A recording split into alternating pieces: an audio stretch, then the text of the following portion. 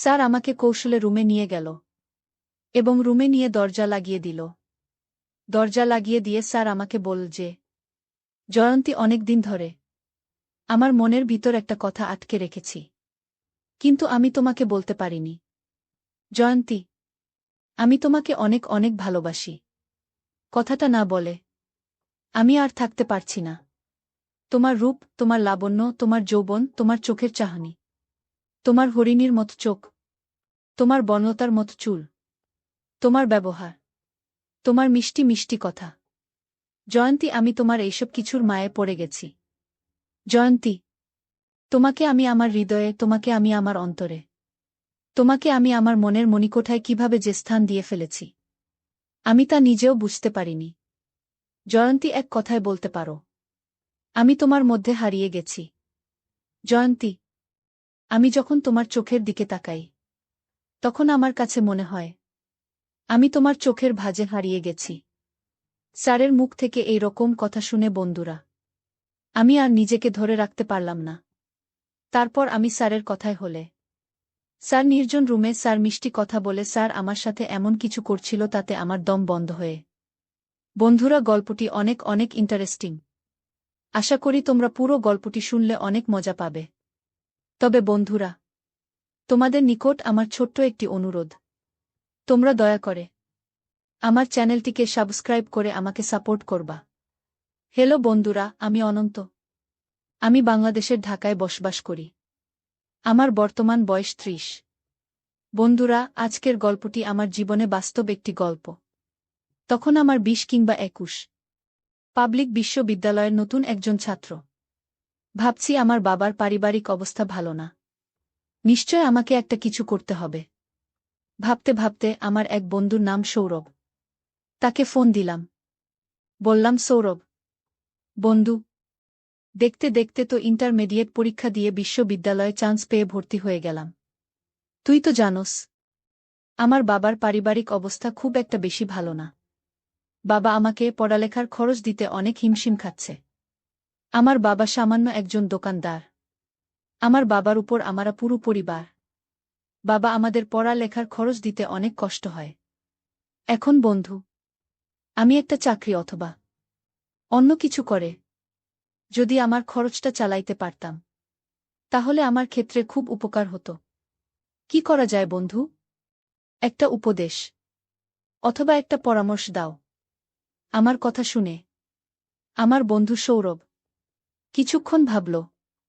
ভাবার পরে বলল, অনন্ত, এই মুহূর্তে আমার কাছে কোনো কিছু নেই। Part time job, full time job অথবা আদার্স কিছু। কিন্তু একটা অপশন আমার কাছে আছে।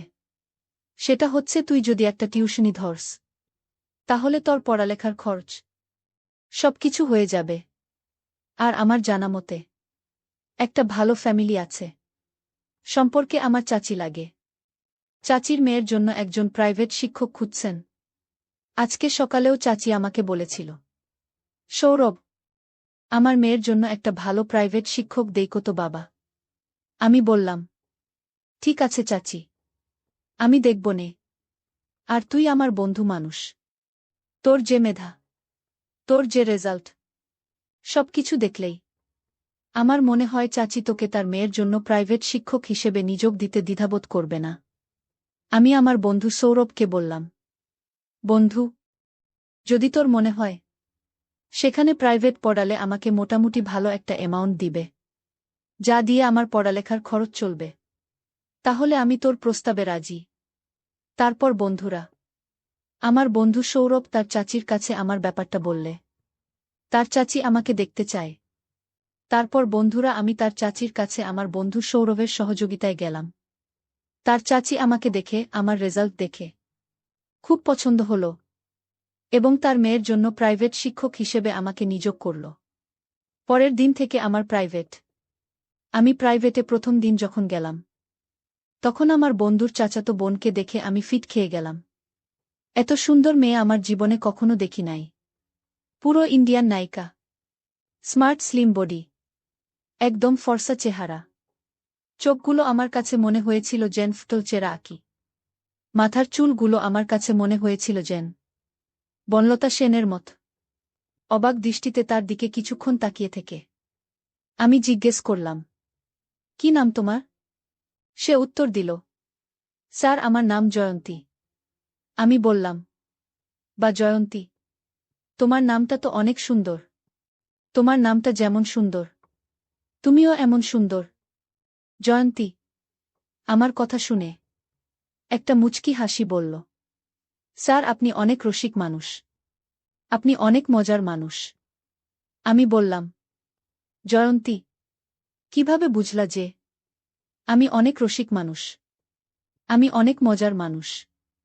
জয়ন্তী বলল, স্যার আমি অষ্টম শ্রেণীর ছাত্রী। আমার বয়স মোটামুটি কম না, তারপরও আমার ভেড়ে ওঠা, আমার বর হয়ে ওঠা, সবকিছুই আধুনিক পরিবারে। আমি বুঝি স্যার, একটা মানুষ কিভাবে কথা বললে আমার কাছে মনে হয় সেই মানুষটা রসিক। সেই দিক থেকে স্যার আপনি রসিক মানুষের অন্তর্ভুক্ত। অষ্টম শ্রেণীতে পড়ুয়া একটা ছাত্রীর কথা শুনে আমার মাথা ঘুরে গেল। একটা ছাত্রী এত বিচক্ষণ শক্তি দিয়ে রসিক মানুষ বের করতে পারে, আমার জানা ছিল না। যাই হোক বন্ধুরা, অবশেষে পরিচয় পর্ব শেষ করে আমি আমার ছাত্রী জয়ন্তীকে প্রাইভেট পড়াতে শুরু করলাম। সেদিন ছিল প্রথম দিন।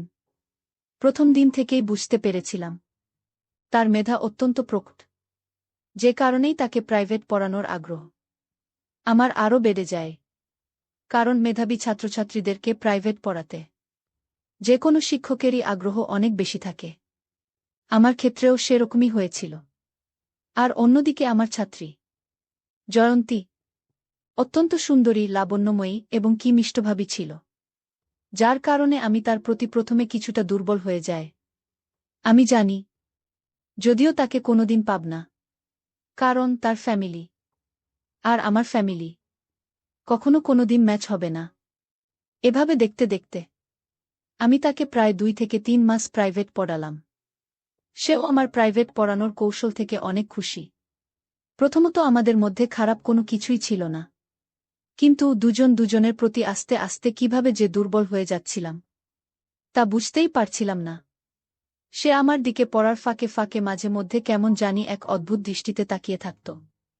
আমিও মাঝে পড়ানোর সময় তার প্রতি অন্য রকম দৃষ্টিতে তাকিয়ে থাকতাম, কিন্তু কেউ কখনো কারো মনের কথা প্রকাশ করতে পারতাম না। এভাবেই চলতে চলতে প্রায় 3 থেকে 4 মাস চলে গেল।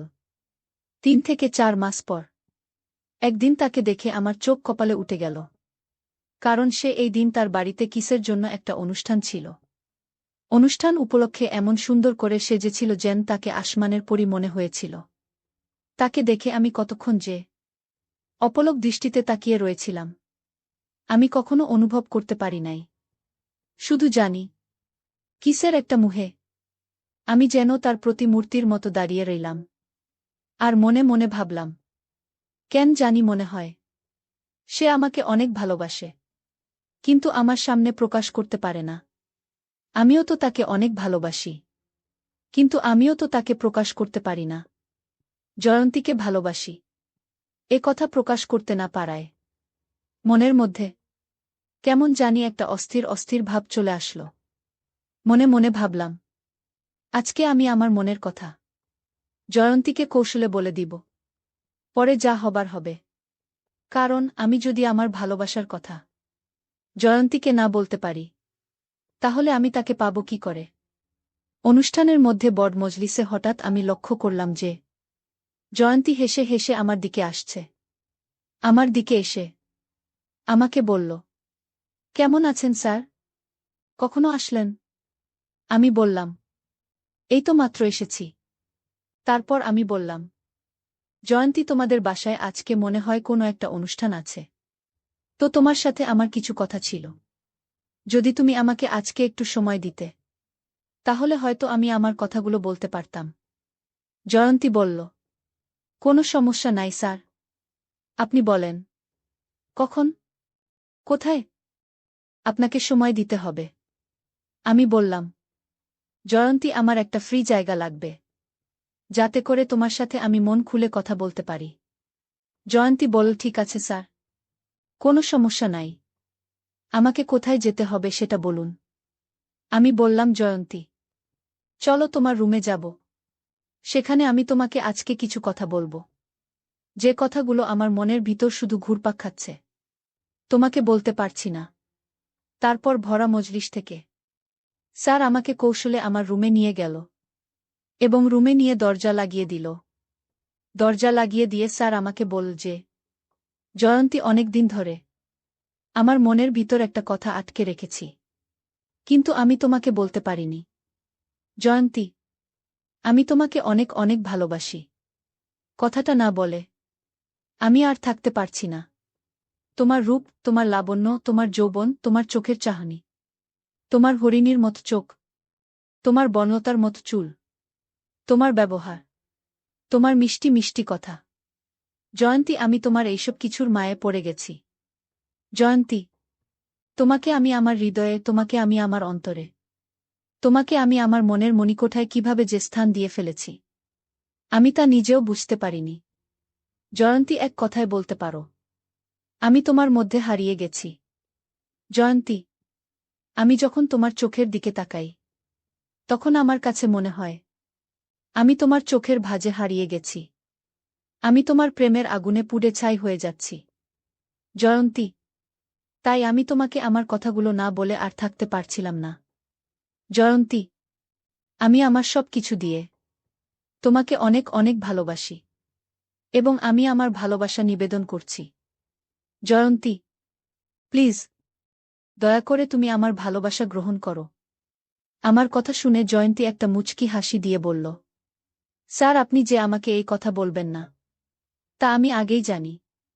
আমি বললাম, জয়ন্তী, তুমি কিভাবে জানো আমি তোমাকে ভালোবাসি? জয়ন্তী বলল, স্যার, আপনার চোখের ভাষা আমাকে সবকিছু বলে দেয়। আমি এতদিন অপেক্ষায় ছিলাম আপনার মুখ থেকে কখন এই কথাটা আমি শুনতে পাবো বলে। আজকে আমি ধন্য, আপনার মতো একজন মেধাবী ছেলে আমাকে ভালোবাসে কথাটা জানতে পেরে। স্যার, আমিও আপনাকে অনেক ভালোবাসি, কিন্তু স্যার, আপনার আমার ভালোবাসা আমার বাবা মা কখনো মেনে নিবে না। তাই স্যার, আমি শুধু শুধু আপনাকে ভালোবেসে কষ্ট দিতে চাচ্ছি না। আপনি স্যার বিকল্প চিন্তা করেন। আমি বললাম, জয়ন্তী, ভালোবাসা মানুষের জীবনে একবারই আসে, আর তুমি সে আমার প্রথম ভালোবাসা। তোমাকে না পেলে হয়তো আমার অবস্থা খুব খারাপ হয়ে যাবে।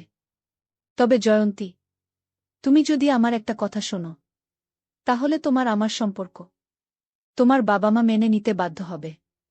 আমি বললাম, কি সম্পর্ক?